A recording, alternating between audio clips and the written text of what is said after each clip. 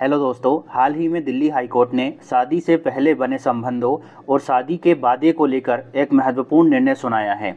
आज के इस वीडियो में हम इस पूरे मामले को जानेंगे और यह भी समझेंगे क्या शादी से पहले बने संबंध अपराध होते हैं या नहीं। मैं सभी युवाओं से निवेदन करता हूं कि इस वीडियो को जरूर देखें, क्योंकि यह मामला हम सभी के अधिकारों और जिम्मेदारियों से जुड़ा हुआ है, ताकि आप भी सुरक्षित रहें। तो चलिए शुरू करते हैं। सबसे पहले हम बात करते हैं कि आखिरकार ये मामला चर्चा में क्यों आया। देखिए, हाल ही में दिल्ली उच्च न्यायालय के न्यायमूर्ति स्वर्णकांता शर्मा की एकल पीठ ने ये फैसला सुनाया है कि अगर कोई व्यक्ति शादी का झूठा आश्वासन देकर शारीरिक संबंध बनाता है तो इसको केवल असफल रिश्ता नहीं माना जाएगा। यानी इसको आप ये नहीं कह सकते कि हमारा सिर्फ ब्रेकअप हुआ है। ये लाइन आपको कम समझ आई होगी, पूरा बैकग्राउंड समझेंगे तो अच्छे से पूरा केस समझ आएगा। यहाँ पर हम संविधान के आर्टिकल्स की बात करेंगे, इसके अलावा कौन कौन सी धाराएं चर्चा में रही उनकी भी बात करेंगे। तो देखो भैया, बैकग्राउंड की अगर बात की जाए तो इसमें एक लड़का है और एक लड़की है, दो लोग हैं। दोनों का नाम यहाँ पर नहीं लिखा है क्योंकि हम किसी की गोपनीयता का उल्लंघन नहीं करेंगे। क्या हुआ, दोनों एक दूसरे को 2018 से जानते थे, कॉलेज के समय से। इसी वजह से उनका कई साल तक रिलेशनशिप भी रहा। लड़की का ये आरोप है कि लड़के ने कई बार शादी का वादा किया और इसी भरोसे पर उनके बीच में शारीरिक संबंध बने।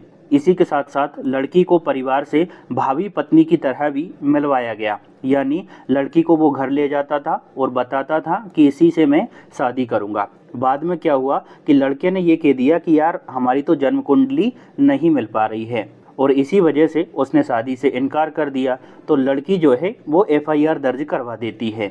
इतना आपको समझ आ गया ना।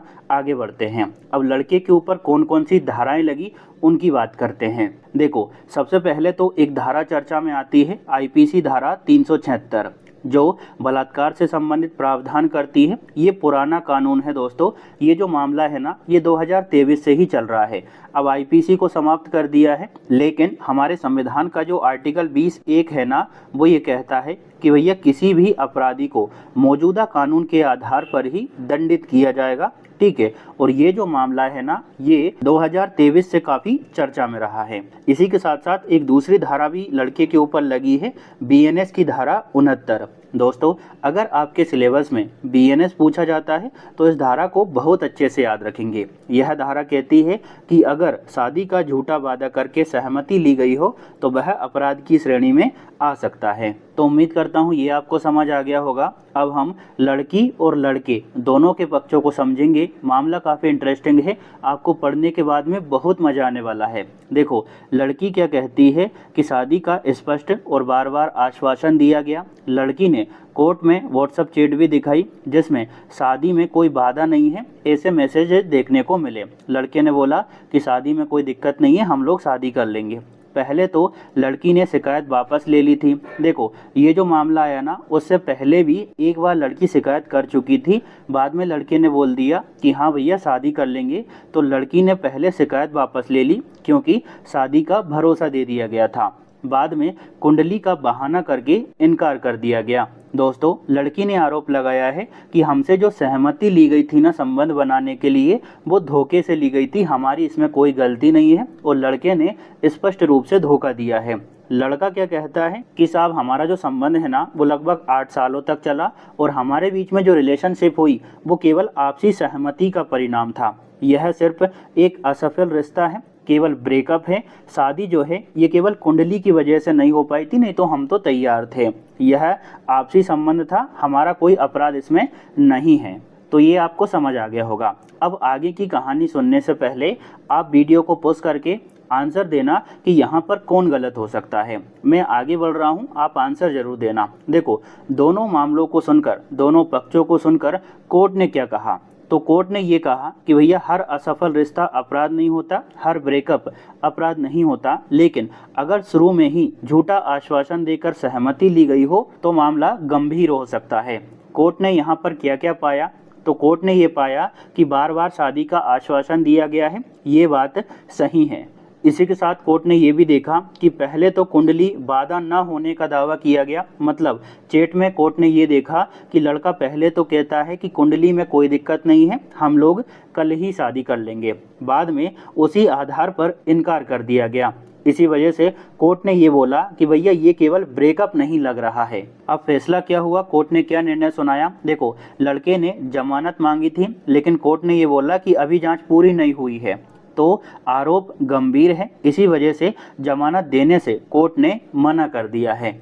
तो उम्मीद करता हूँ ये आपको समझ आ गया होगा। दोस्तों, यहाँ पर जो कानूनी प्रक्रिया है ना, उसे मैं बहुत ही सरल शब्दों में समझाने का प्रयास कर रहा हूँ, नहीं तो काफ़ी जटिल शब्दों का प्रयोग यहाँ पर किया गया था। अब देखो कौन कौन से आर्टिकल इस दौरान चर्चा में रहे, वो हम जान लेते हैं। तो पहला तो है आर्टिकल 14, जो कि समानता का अधिकार देता है, चाहे वो लड़का हो या लड़की, दोनों को समान रूप से न्याय मिलना चाहिए। वहीं आर्टिकल 21 भी चर्चा में रहा, जो कि जीवन और व्यक्तिगत स्वतंत्रता की बात करता है।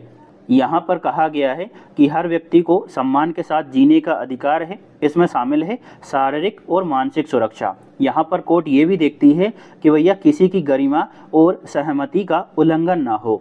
तो ये समझ गए। देखो, यहाँ पर हमने आर्टिकल 14 और 21 देख लिया। इसके अलावा आर्टिकल 20(1) भी मैं आपको बता चुका हूँ, और बीएनएस की धारा 69 पर भी हम चर्चा कर चुके हैं। इस लेक्चर को देखने के बाद आपको यहाँ क्या क्या सीखने को मिला। पहला तो ये कि भाई किसी के साथ भी धोखाधड़ी नहीं करना चाहिए। दूसरा ये कि किसी भी तरह से कॉल पर या मैसेजेस पर ऐसी बात मत कहो कि बाद में भले ही हम सही हो वो हमारे खिलाफ सबूत बन जाए। और तीसरी बात ये कि किसी पर भी इतना भरोसा नहीं करना चाहिए कि बाद में इस तरह से कोर्ट के चक्कर लगाना पड़े।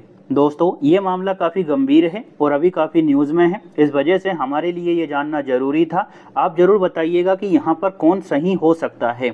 अगर आप इसी तरह के सार्वजनिक मुद्दों को आसान भाषा में समझना चाहते हैं तो इस वीडियो के नीचे कमेंट जरूर कर देना, साथ ही चैनल को सब्सक्राइब कर देना। अगर वीडियो पसंद आया हो तो लाइक कर देना।